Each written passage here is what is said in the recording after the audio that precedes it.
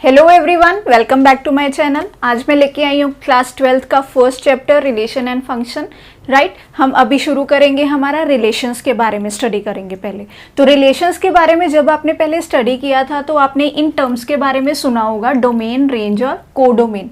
वो क्या होते हैं हम फटाफट से एक बार देख लेते हैं इस एग्जाम्पल के साथ। Right, A is a set of 1 and 2 and B is a set of 1 A B C।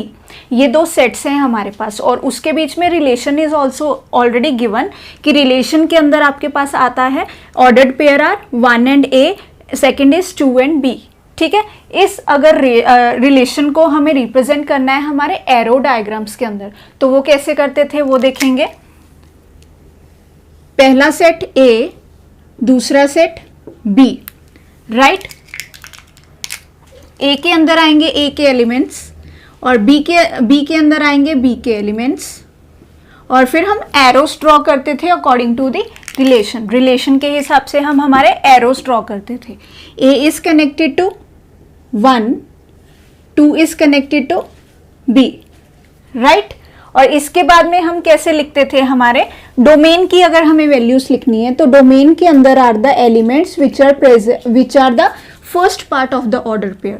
First part है जो हमारा ऑर्डर्ड पेयर का वो है हमारी डोमेन। सो यहाँ पे प्रेजेंट क्या है हमारे पास 1 and 2, तो ये आ गया हमारा डोमेन। नेक्स्ट हम लिखते थे domain is done. Next range कैसे लिखते थे, range we write like this. Range को लिखते थे जो हमारे सेकेंड एलिमेंट्स हैं ऑर्डर्ड पेयर के अंदर, दैट इज योर रेंज। तो रेंज के अंदर हमारे कौन से एलिमेंट्स आ गए, ए एंड बी। अब रह गई बात कोडोमेन की। Codomain are all the elements of the second set, second set के सारे एलिमेंट्स। तो कोडोमेन हम किसको बोलेंगे इसके अंदर, codomain it will be given by A B and C. ठीक है, इस तरह से हम उन्हें लिखते थे। अब इसमें जो नई चीज आने वाली इस चैप्टर के अंदर वो देखते हैं टाइप्स ऑफ रिलेशंस, कि रिलेशंस कैसे टाइप्स के हैं। So very first type is empty relation. वो एम्प्टी रिलेशन क्या होगा, see the definition. A relation R in a set A, कोई भी सेट ए था हमारे पास, उस पे हमने रिलेशन जनरेट किया। Right, it will be called empty. वो एम्प्टी कब होगा, if no element of A is related to any element of A. जब ये कंडीशन बन जाए हमारे पास कि ऐसा एक रिलेशन हम बिल्ड करने की ट्राई कर रहे हैं लेकिन हमारे पास कोई भी ऐसा एलिमेंट नहीं आ रहा ए क्रॉस ए में से जो हमारी कंडीशन को सेटिस्फाई करके हमारा रिलेशन बना दे, उस टाइम उस रिलेशन को आप क्या बोलेंगे, एम्प्टी रिलेशन बोलेंगे। Right, it is represented like this. R की वैल्यू अगर फाई बन गई आपकी, मतलब फाई उस रिलेशन, उस कार्टेशियन प्रोडक्ट का सबसेट।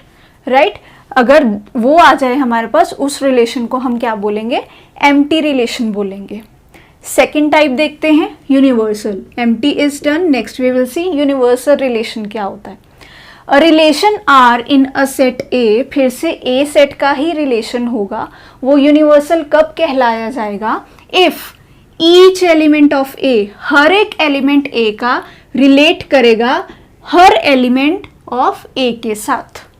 अब इसका क्या मतलब है, जब हमने ए क्रॉस ए के कार्टेशियन प्रोडक्ट में ऑर्डर्ड पेयर्स लिखे और जब भी हमने कोई उसमें से रिलेशन बनाना चाहा, वो सारे ऑर्डर्ड पेयर हमारे रिलेशन के अंदर आ गए। जब ये कंडीशन आ गई हमारे पास R is equals to A cross A, उस टाइम उस रिलेशन का नाम हम क्या बोल देते हैं, we call it universal relation. ठीक है, ये दोनों डेफिनेशन आपको इस एग्जाम्पल से क्लियर हो जाएंगी। उससे पहले एक छोटा सा पॉइंट है जिसको आप मार्क कर लेंगे, इंपॉर्टेंट बोल सकते हैं या तो पॉइंट टू रिमेंबर बोल सकते हैं इसे, कि both empty and universal relation आप समटाइम्स, इन दोनों को कभी कभी क्या बोला जाता है, ट्रिवियल रिलेशंस। अगर वो बोलता है कि prove trivial relation from this question, तब आपको क्या प्रूव करना है, उसको एम्प्टी भी प्रूव करना है और उसको यूनिवर्सल भी प्रूव करना है। राइट, तो उस टाइप ऑफ क्वेश्चंस में आंसर्स कैसे आ जाएंगे, ट्रिवियल ट्रिवियल रिलेशन बन जाएगा आपके पास। तो फटाफट से हम एग्जाम्पल देखते हैं इसके ऊपर।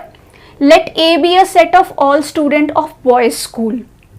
ए सेट के अंदर हमारे पास कैसे कंटेंट आएगा, कैसा कंटेंट है हमारे पास, student of a boys school, boys school के बच्चे हैं हमारे पास, राइट।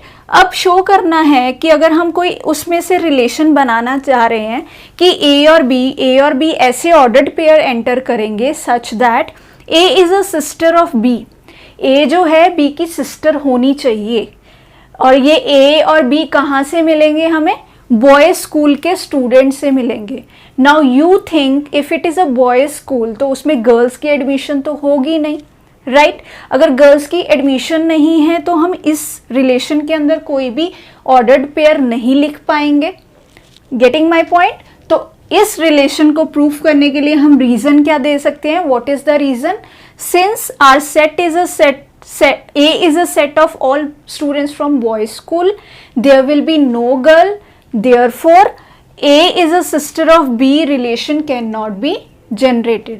इस तरह से आप इसका आंसर लिखेंगे और at the end if it is not generated हमारा रिलेशन क्या आ गया, फाई, और इस टाइप के रिलेशन को हम क्या बोलते हैं, we call it empty relation.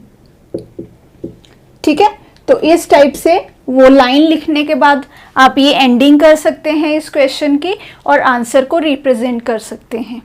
Next उसके अंदर पार्ट है शो दैट आर डैश एक ऐसा रिलेशन बनाया जाता है जिसके अंदर ऑर्डर्ड पेयर हैं ए और बी, और कंडीशन क्या है, difference between the height of A and B is less than 3 metres. अब बात करनी है हमें स्टूडेंट्स की, मतलब सारे स्टूडेंट्स की हाइट हमारी 3 मीटर से तो छोटी ही आएगी, ठीक है। उन दोनों स्टूडेंट्स का हाइट का difference will always be less than 3, ये तो लॉजिकल थिंकिंग वाली बात है। तो मतलब इसके अंदर हम जितने भी एंट्रीज करवाएंगे वो सारी हमारी क्या होंगी, हमारे रिलेशन, हमारे सेट के ही सबसेट्स होंगे। मतलब फर्स्ट केस में तो ये कंडीशन बन जाएगी आपके पास, सेकंड में क्या कंडीशन बनेगी, आर हमारा किसके बराबर आ जाएगा, ए क्रॉस ए के बराबर आ जाएगा, राइट। जब आर हमारा ए क्रॉस ए के बराबर आ जाए तब उस रिलेशन को हम क्या बोलते हैं, we call it universal relation. ठीक है, तो इस तरह से दोनों आंसर्स देने के बाद आप इसको लिख सकते हैं कि ये कंडीशंस हमारी बन गई, उस हिसाब से फर्स्ट वाला एम्प्टी है और दूसरे वाला यूनिवर्सल। अब अगर इसके एंड में मैं एक लाइन लिखना चाहूँ दैट गिवन रिलेशन, ये लाइन हम लिख सकते हैं that this is a example of trivial relation also. Why, क्योंकि सेम टाइम पे हमने उसे एम्प्टी भी कर दिया एंड यूनिवर्सल भी कर दिया। तो इसी को पॉज करके आप नोट डाउन कर लीजिए, फिर आने वाला कंटेंट हम देखते हैं।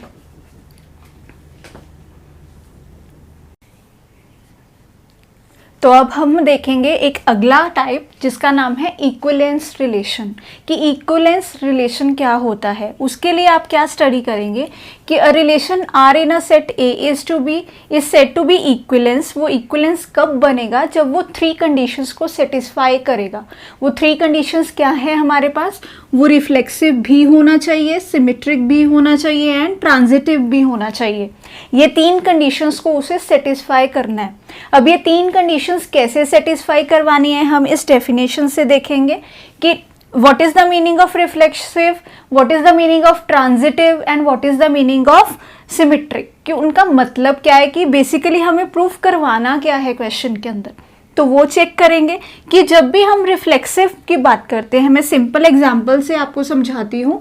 Suppose R1 this is a set ए, ये हमारा एक सेट है, ठीक है। तो इसका अगर हम क्रॉस प्रोडक्ट्स लिखते हैं, what will be the cross products, it will B 1 1 1 2 2 2, ये होंगे इसके क्रॉस प्रोडक्ट्स, राइट।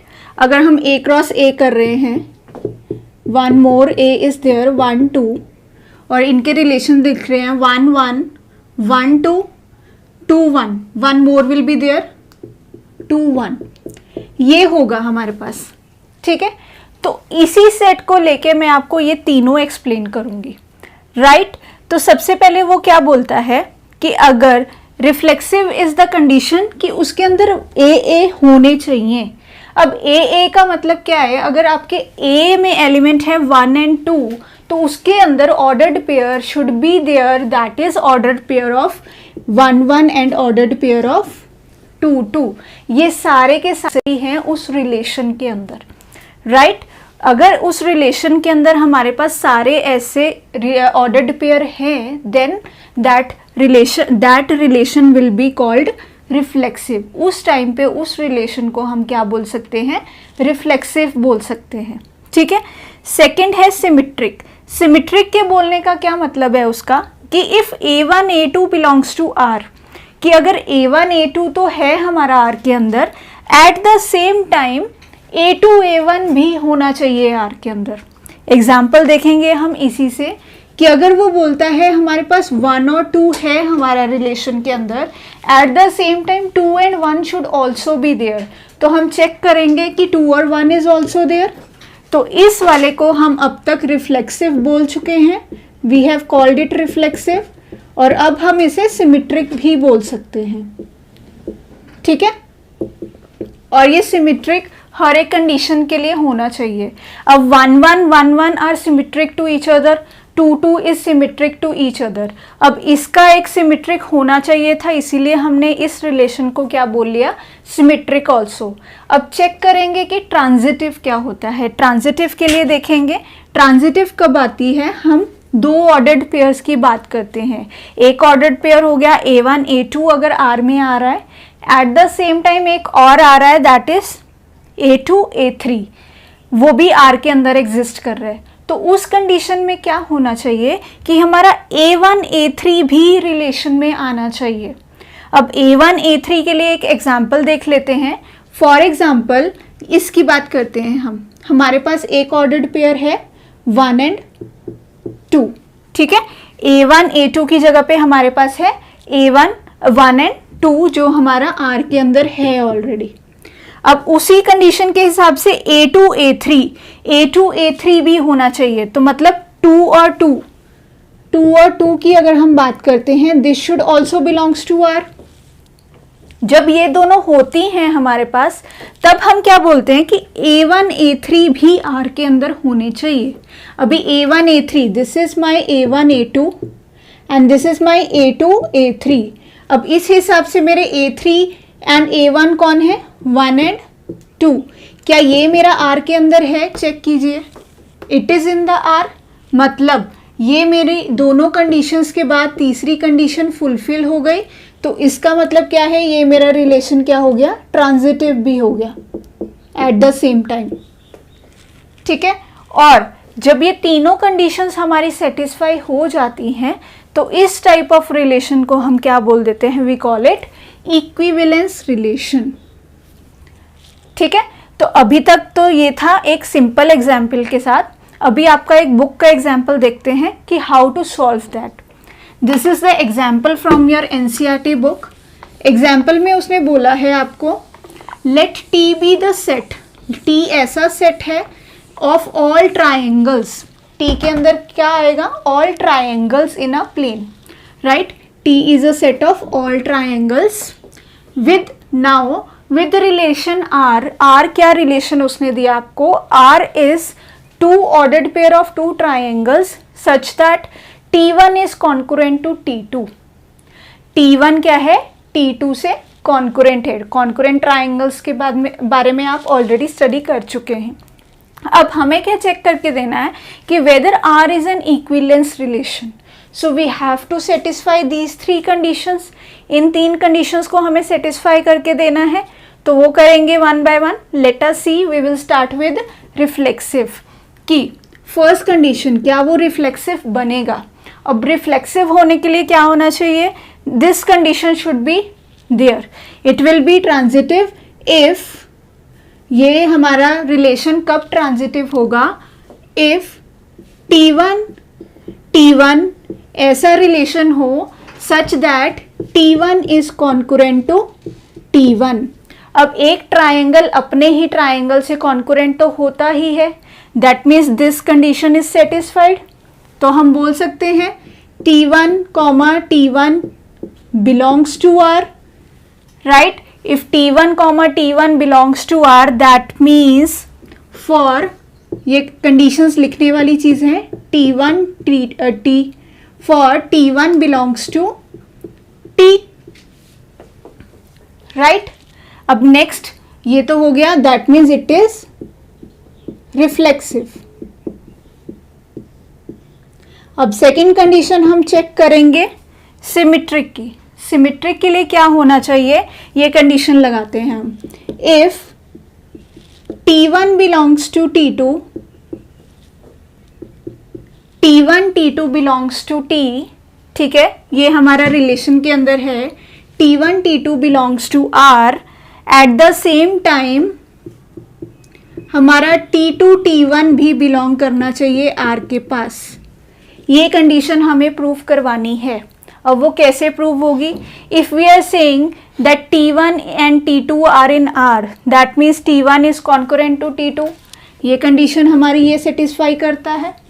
दूसरा, अगर हम उसका रिवर्स करते हैं that T2 and T1 belongs to R, तब क्या कंडीशन आएगी? Here that T2 is concurrent to T1।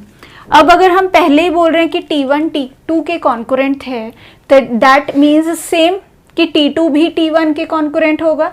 So this condition is also satisfied here, so this becomes symmetric.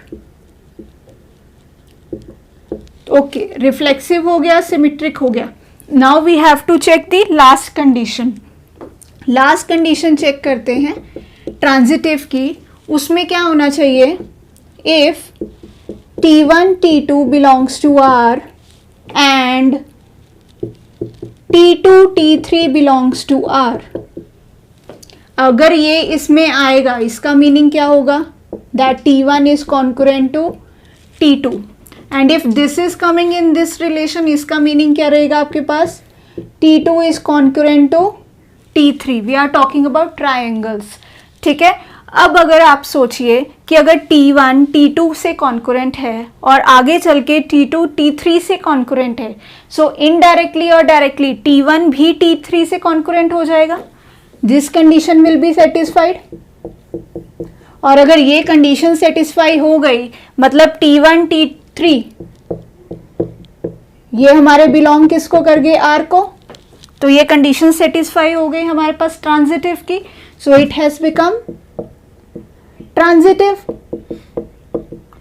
Right. और जब भी हमारे पास रिफ्लेक्सिव, सिमेट्रिक और ट्रांजिटिव हो जाते हैं, then R is an equivalence relation, ठीक है। सो डायरेक्टली उनकी डेफिनेशंस को यूज करके आप इस टाइप के क्वेश्चंस को प्रूव कर सकते हैं। अगर आपको ये वीडियो पसंद आई है और सारा कंटेंट समझ में आ गया है, hit the like button, share with your friends, subscribe to my channel. इससे रिलेटेड कोई भी डाउट है या तो इससे रिलेटेड करते टाइम एक्सरसाइज में कुछ डाउट आता है, do tell me in the comment section, I will try to clear